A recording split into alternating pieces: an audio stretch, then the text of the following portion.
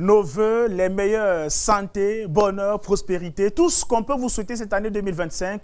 On est heureux. C'est notre premier numéro de l'année et on est content de vous retrouver en bonne santé. Nous, on va bien. On va bien. L'année a été un peu difficile, la fin d'année, mais là, on est revenu. On est en forme. Et on va parler évidemment du championnat camerounais avec la 6e journée. On ne va pas parler de Boxing Day, mais ça s'est joué. Ça s'est joué pendant les fêtes et ça continue toujours avec cette 6e journée qu'on va découvrir justement les résultats. Parce qu'il y a un homme qui a fait son grand retour, Richard Toa, on en parle juste en quelques secondes. Les résultats de cette 6e journée, la belle opération est à mettre à l'actif de la formation de la Colombe du Sud. Regardez ce tableau. Merci aux équipes de Branly Mambo. Coton Sport de Garoua fait jeu égal avec les Astres de Douala, Gazelle et Aigle du Mongo. C'était pratiquement une tradition. Hein. Un but partout pour les scores de la journée. AS Fortuna Moju la Poussière face à Stade Renard de Melon. Dynamo de Douala reste accroché au peloton de tête avec sa victoire 1-0 sur Lyon Sport Academy de Bamenda. Victoria United mort à la poussière devant la formation de Fauve Azur. Union de Douala a été battue par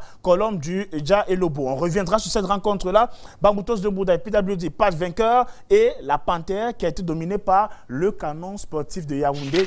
Avant justement de passer au niveau du classement, parce que oui, le classement est important avant la 7e journée, intéressons-nous à un match, à un homme qui a fait son retour. Le match Union de Douala face à Colombe du Dja et Lobo. Déjà dans cette rencontre-là, Union de Douala a enregistré une 3e défaite de suite, de rang. Attention, danger pour le coach Anissé Bagafoué. Gros danger de ce côté-là. Il y a une réunion de crise en ce début de semaine, puisqu'on veut voir ce qui ne marche pas, ce qui ne va pas très bien avec la formation de Union de Douala. Anissé Bagafoué qui a pris un groupe jeune. Pour le bâtir, ce n'est pas facile, il faut du temps. Les dirigeants de l'Union sportive de Douala doivent le savoir. Maintenant, l'homme de ce match, c'est bien sûr le coach Richard Toa. Après plusieurs mois d'absence, le coach Richard Toa est tout simplement revenu retrouver son banc de touche. Le voilà à l'image, celui qu'on surnomme parfois de l'erreur. Le maître, en allemand, c'est lui qui est revenu. Et il a retrouvé sa place sur le banc de touche de la formation de la Colombe du Dja et Lobo. Victoire à l'arrivée 1-0. Colombe reste invaincu cette saison en MTN Elite One. Tout sourit Richard Toa.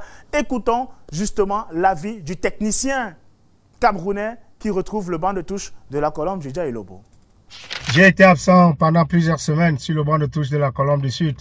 Ceci est dû à l'opération de mon genou que j'ai eu, n'est-ce pas, à subir.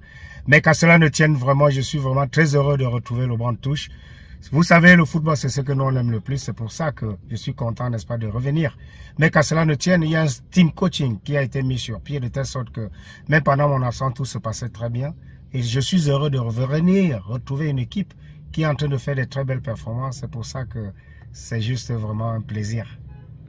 Richard Toa, justement, à ses côtés, et on va voir son retour, parce que Richard Toa, Colombe du Dja et Lobo, c'est un mariage qui marche bien. Ils sont invincibles. Regardons donc la conséquence de cette invincibilité. Colombe, au niveau du classement, c'est quelque chose de beau, de très haut, qui vole très très haut sur le championnat camerounais. Regardez tout là-haut, Colombe est leader avec 14 points. La formation a un goal average de plus 4. Derrière, sur ces 6 journées, la Gazelle de Garoua, il y a un petit trou qui est fait, un différentiel d'une victoire. 3 points, Gazelle est deuxième avec 11 points, la meute de poursuivant, Dynamo, le Canon de Yaoundé quatrième avec 11 points, derrière Victoria United dégringole un tout petit peu, mais complète tout de même le Big Five, le top 5, avec 10 points, Victoria est 5e. Le ventre mou, on le retrouve du 6e jusqu'au 10e, entre Fauve Azur et la Panthère sportive d'Unité. Coton Sport de Garoua est là, dans la NAS, avec 9 points. Coton Sport est 7e. Stade Renard de Melon, c'est un tout petit peu relancé. Stade Renard à 8 points. Et là, tout en bas, on a parlé des difficultés que rencontre en ce moment la formation de l'Union sportive de Douala et le coach Anissé Bagafoué.